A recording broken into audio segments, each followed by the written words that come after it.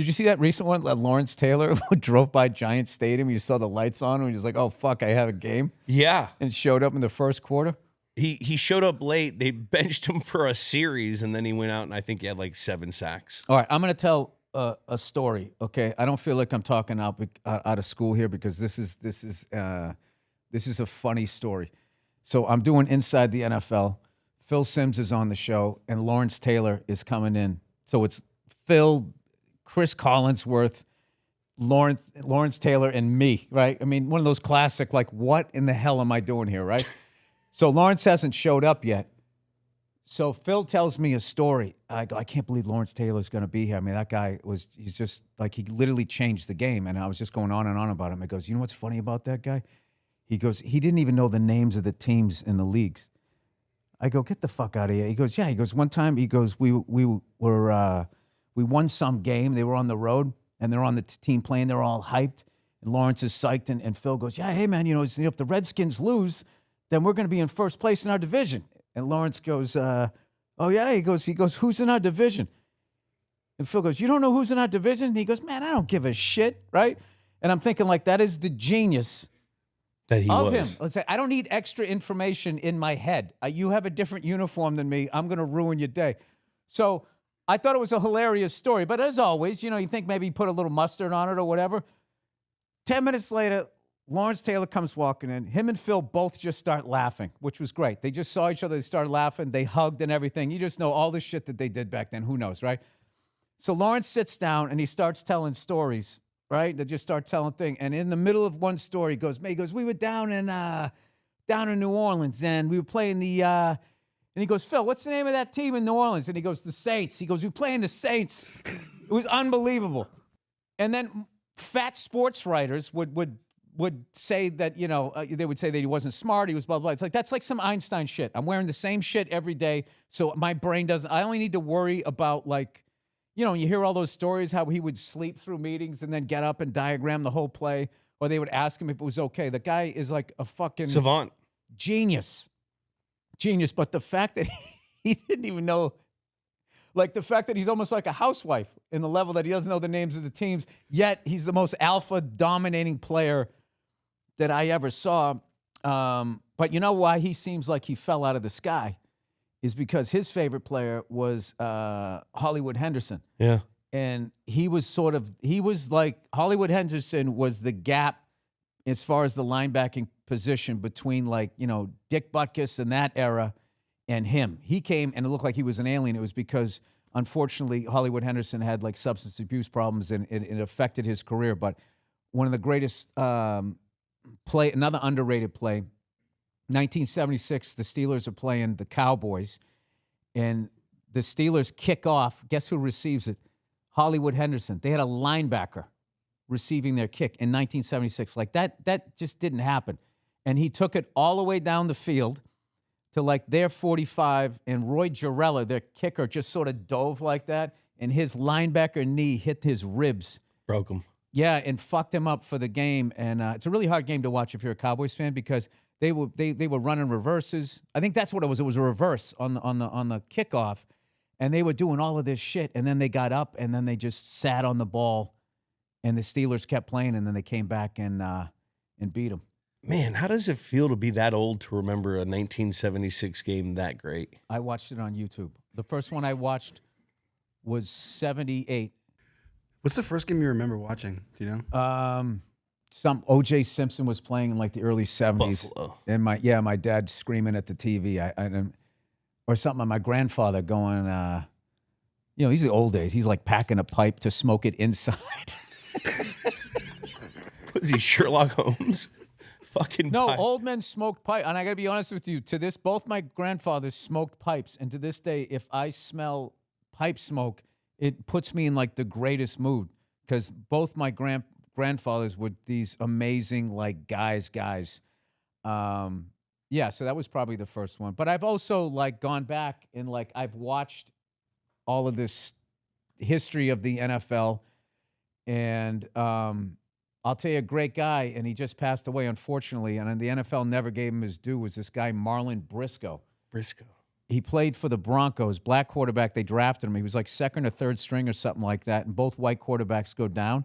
This is like the late 60s, and he goes in, and you immediately see the modern-day NFL. It wasn't just standing there throwing like that. He was all over the field. More Randall Cunningham, I would say, than Michael Vick. And he won like 6 of the last 7 games, something crazy. And then, they didn't make the playoffs because they were having a bad season before he got in there. And then the next season, the team just drafted another high-ranked white guy, and they shipped him off to Buffalo, and he finished his career as a wide receiver. Wow. Yeah. Sounds like the 60s. Well, this is what the 60s. It sounded like right through the 90s, I feel. Yeah, I guess. So that's what, this is like all of this shit that it was so fucked up is I can remember all of that stuff. And I think because I looked at the football cards and I remember all the names. And then I also went back and I was fascinated, like what happened right before I started watching football. And then today's game, like, you age out as a player. I also feel you can age out as a fan. And like how certain teams, like they sort of aged out during like free agency because their whole thing was the draft and their scouts. And then when the game became more free agency, they didn't adjust. I would say as a fan, the fan version of that is I didn't get involved in fantasy football. Yeah. So now I don't know the player's name. I don't know what's going on. And then, like, I also feel like they kind of sold their souls, all professional sports, for offense because they had reached maximum density with sports fans, and then offense gets the casual fan. Sells the tickets. Defense yeah, and wins the I think that they are envious of the UFC to see them start so much later than them, but then go global. But there's something about soccer, football, whatever, and fighting. It just transcends all borders and all that, which I find like really fascinating. Not fighting, because fighting, it's like I remember Joe Rogan telling this story, saying like, if you're driving down the street and there's 2 people playing, catch or whatever, playing base, you're not going to really watch because, but if you drive down the street and you see a fight, like you got to watch it. And it was sort of like this really, it's true. Yeah, easy way of explaining how their thing got as big as it did. And I don't know what it is about soccer, but everybody seems to enjoy it. Because all you need is a ball, kick it, banana leaves. But you could say that about hoop. I guess you need a basketball. But basketball is also very global. Yeah, okay. You know what I mean? Yeah. Well, So your point about like how football's kind of changed and evolved and sold its soul for offense is a conversation we have behind the scenes on this show a lot because we go watch 85 game. We watch a game from the early 2000s and the game is so different. Oh, yeah. You don't even want to hear my conspiracy theory. Like my conspiracy theory right now is the NFL's in a bad place because they only have one great quarterback. True, as far as like there's always been Brady Manning, what about Elway, Marino, So Montana, who's your one great Staubach. quarterback? So Mahomes. Mahomes is the guy that sells the tickets. I'm not saying there's not like great talent at that position, but nobody has put up sort of like he doesn't have his Hatfield and McCoy guy. No. So it's sort of the only storyline they have right now is can he three-peat? So that's why like the ridiculous that guy took his helmet off in the fucking end zone. The ref says put it back on. I mean, it's just like he's like, you realize this is televised, right? Like, what are we doing here? So, That's a penalty. It's supposed to be a penalty. Take your helmet off. It's 15. Quiet in practice one day. I threw a pass, and for some reason, he mad at John Cobra something. He came through, and he decked me. Knocked me back over, ass kettle, helmet flew off. Practice. Well, now, we practiced in full pads. Yeah. I found the football, and I got up. I threw it. I tried to kill him. Nobody, Chuck knows. He's probably, he didn't mind it, but I have the shit knocked out of me. Boy, I was pissed. He came over, and I said, let me tell you something, Mad Dog. You may lose with me, but you'll never win without me. You got that? And I walked over. I was steaming. I took my helmet off. Y'all sit on your helmets in practice? Yeah, we did. Yeah. I sat on my helmet, and I'm over there, and I'm mad because nobody got in a fight. Nobody fought for me. Maybe that's it. Feelings Maybe hurt. nobody gave a shit. I don't know. But I'm over by myself, and here comes Mad Dog. He comes over, and he kind of had that high pitch. Blind mama! What was that? Give me that saying. What was that saying? What are you talking about? You know when that saying, you threw the ball, what you said, what? What was that you said, huh? And he had his tooth missing. I said, I don't know what you're talking about. Yeah, you said something about we're going to win, maybe lose. I said, and I got to thinking, what did I say? So he sat down. Next thing I know, it's like, hey, pull up a chair. Pull up a helmet. So we started going, okay, you knocked me down. I got pissed. I hit you with the football. You came at me. I pointed at you. And what did I say? He said something about you're going to win with me. I said, no. You may lose with me. Yeah, that's it. Yeah. You're going to lose with me. No, I'm not going to lose with you. You may lose with me. Then what? And then we sat over there. And it took us 30 minutes. And we go, but you'll never win without me. That's it. Yeah. Oh, I like that. I said, well, I like it too. That's an original. Yeah. And to this day, that was always, of course, he passed away, God bless him. Joe Green will say, Lon Bomber said, you may lose with me, but you'll never win without me. And that kind of became the theme of their defense. They used to use it all the time. You know what? Is that not football right there? Oh, so good. You guys get in a fight. Yeah. And then you No, guys it wasn't a sitting fight. there. Hold it on that. It wasn't no fight. Or you guys, there's something that happened. There's a disagreement. That same thing happened to me and Gilmore. Remember Stephon Gilmore? We just signed him. And I was pissed. They gave him $14 million. I'm over here. We just won a Super Bowl. We're on our second. We got Super Bowls. Like, they paid this guy $14 million. We've been routing him Over up. how many years? It was 14 a year. What? Yeah. When Stephon Gilmore came to the Pats, he was the highest paid corner, which he was a fucking stud and made me a lot better. But I was pissed the first day he came in. He was a Buffalo Bill. I wanted to show him first day of pads. This is how we fucking practice here. He kind of hems me up on a flag route. We get into it. I take his helmet off. I start punching him. Belichick goes, you two, get the fuck off the field. Hit the showers. Really? So we have to, it's first day of pads. You got to go shower with the guy. So it was the first fucking period. Uncle Terry, it was the first period. I'd have got a water hose outside. Wash my.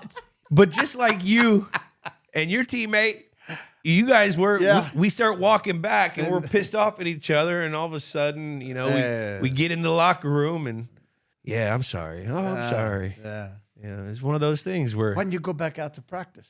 Because they told us to get out, which it was the best. If I would have known that, I would have done that so many more times. Get out of practice, training camp practice, first day of pads, get the fucking.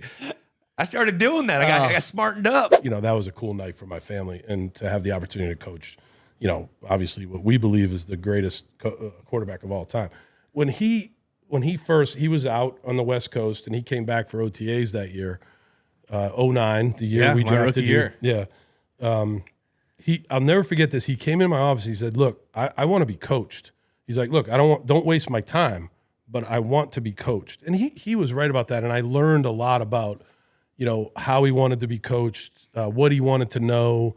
Like, I can remember one of my first meetings. I was so prepared. I had this book of computer reports, and I gave him this. I'm like, "Tom, look at this book." And he's like, "What is this?"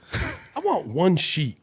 I want one sheet that tells me boom, boom, boom. First, second down, third down, boom. Fronts, pressures, red area, backed up, the whole thing. And I was like, oh my God. So, but from that point, I did the one sheet, and I use that one sheet to this day for quarterbacks because he wanted to be able to think quickly. He didn't want a big computer report.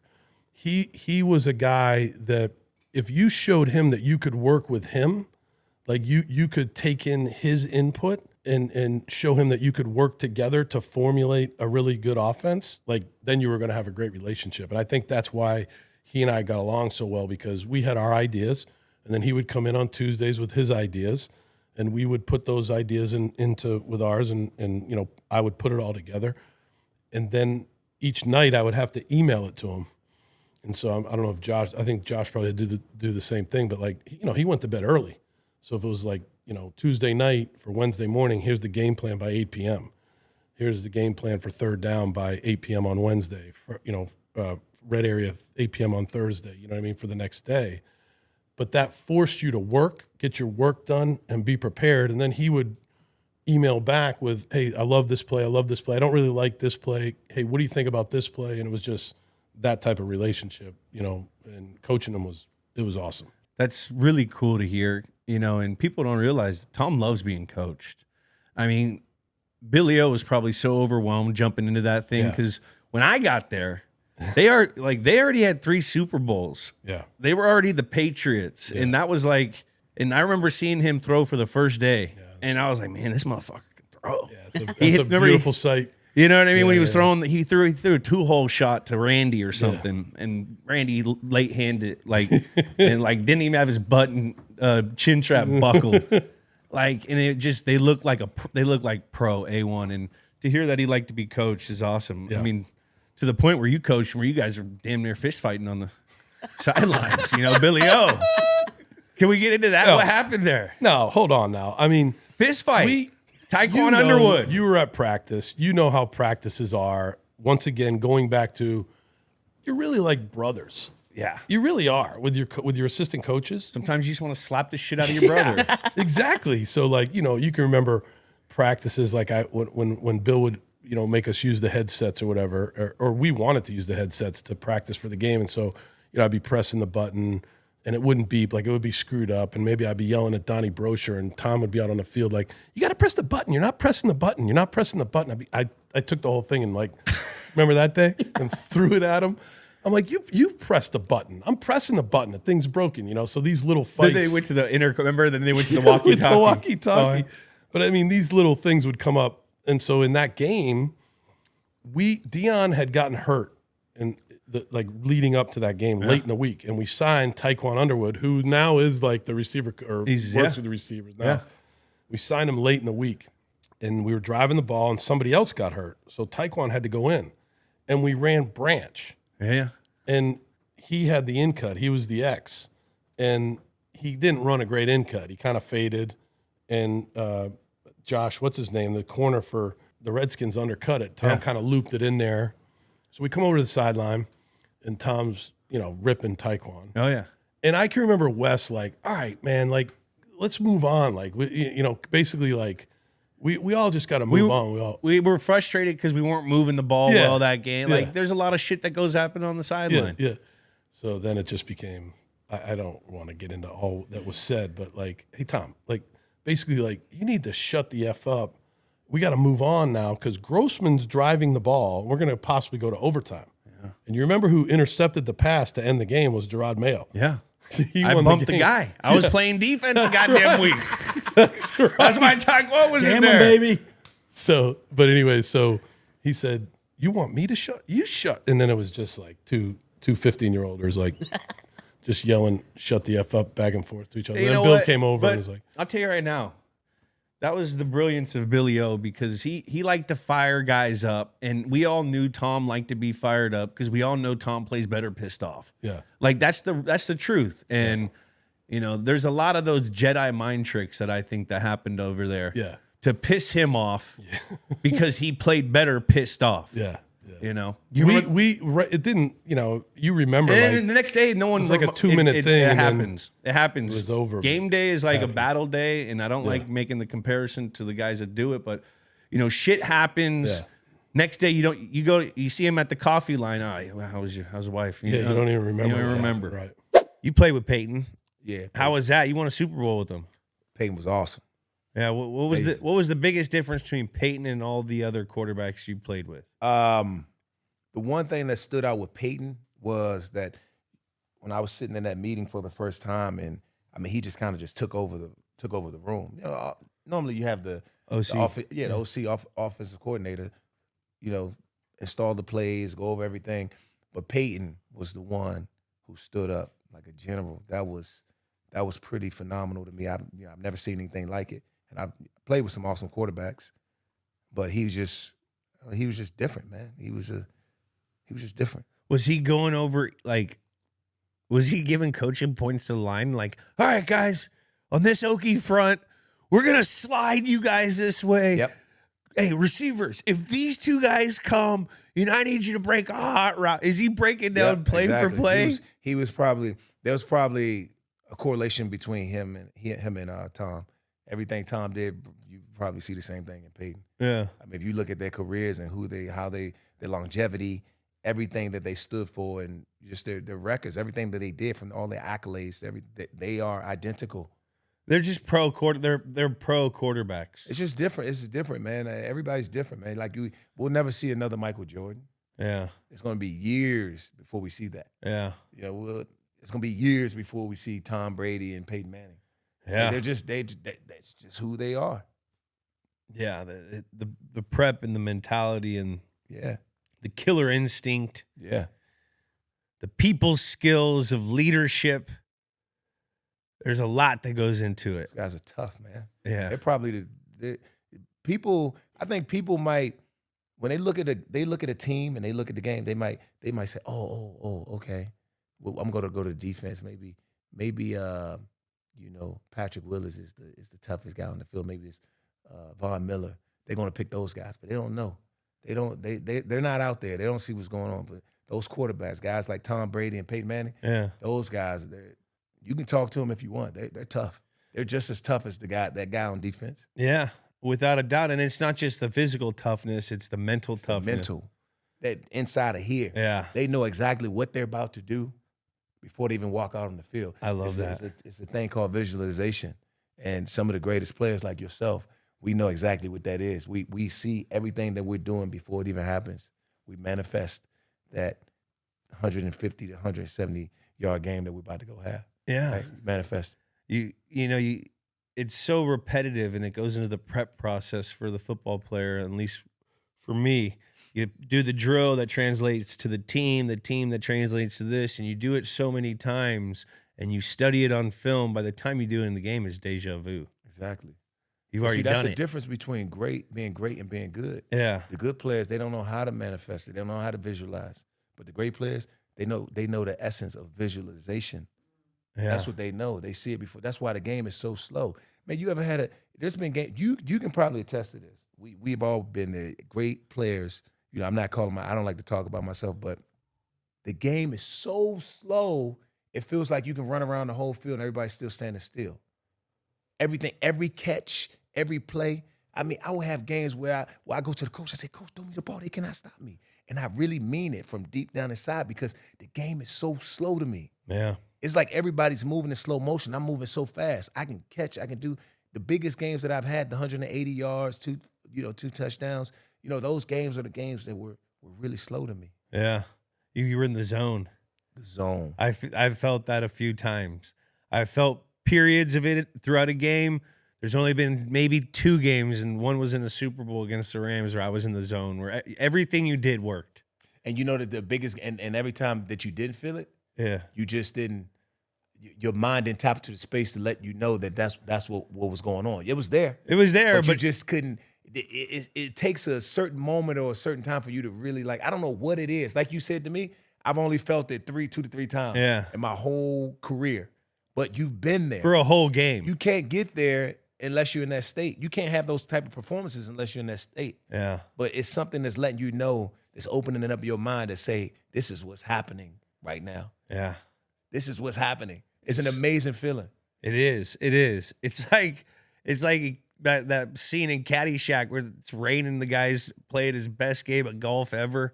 And he ain't letting that thing go. Yeah. There's lightning. He's gonna get struck. It doesn't matter. You're having it's just going right. Yeah. It's just going right. Bill used to, whenever we played the Raiders, he'd always give like a history lesson on the team and the foundation and how the owner got the team, and Al Davis being a coach sued the league. He would give us a whole presentation on it. He loved Al Davis, and a lot of people, the whole do your job thing was Al Davis that said it to Parcells.